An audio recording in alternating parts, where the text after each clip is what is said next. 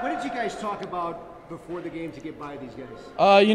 We just talked about doing all the little things right. Everything from defense, moving your feet, not fouling, to just shooting the ball and keeping confidence in yourself. We knew that they were going to go on runs and that we were going to go on runs, and we just had to weather the storm. Whatever happened, we just had to keep cool and keep going with it. So. After last year, is there a lot of redemption this year, you think? Oh yeah. We had a lot of kids go and play in AAU leagues and everything over the summer, and they did too. We met up with them a couple times in the summer, but we just had kids always either in the weight room or out playing basketball. Everybody was just psyched for this year, and they all just came out ready for this game. So it was a big game for us. When you got 4 fouls down right there, felt probably the need to be a little bit careful there down the stretch.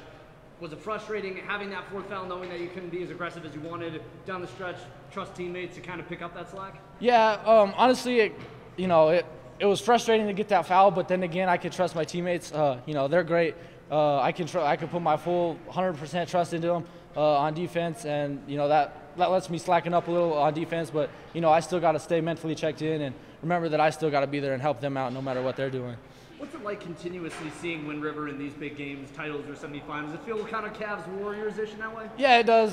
But it's always a great game. Everybody's always hyped up for it. Everybody's excited for it. It always brings a lot of energy into the gym and everything. Which like last night's semi game, we didn't have a lot of energy, and today's game had a lot more. So it's a great feeling just playing against them all the time. Did it feel kind of? Did it add more to the game that Trumbull ended up coming back from that injury, and you got to play with the full, no questions asked of what would have happened if he had stayed in that game or he had been able to play fully? Oh yeah, once he went out, we all knew that he was going to come back in. Big players like that you can't just sit out. So we knew he was going to return. We just had to take advantage of when he left the game, and when he came back in, everybody was hyped that he was coming back. But we just stayed on our straight path mentally, and we just kept going. So. It was big. Anyone that watched our games at regionals, they kind of knew that we were capable of doing that. We really started picking up our shooting these last 3 weeks, I would say.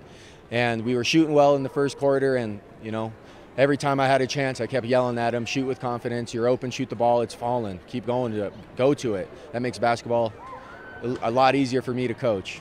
17 of 18 from the line, that's easy to coach too, right? Yeah, that's all on the kids. That had nothing to do with me. That was them stepping up and handling the pressure. We've been working on free throws a lot the past 3 weeks again, because we knew there was going to be a game where our offense wasn't clicking in a half or the shots weren't falling, and we had to carry our team from the line and through rebounds. What was your message to the kids before the game? Our message was do the little things that we've been working on all year. We can't change what we do for this one game. And they came out and executed well. That's about it, I guess. I don't know. Coach, given last year, it looked like in that semifinal game, it was a lot of Hunter Thompson, a lot of Hayes Fornsham. This year, it seemed like the team picked up a lot of that slack that seemed like it might not have been there as much in that semifinal. Was that kind of the strategy to make sure that if they tried to double Hayes and try to take him out of the game, that he had the rest of that supporting cast to kind of fill in and pick all that up? Yeah, that's something we worked on also. We started working on that week one. Week one in the summer last year.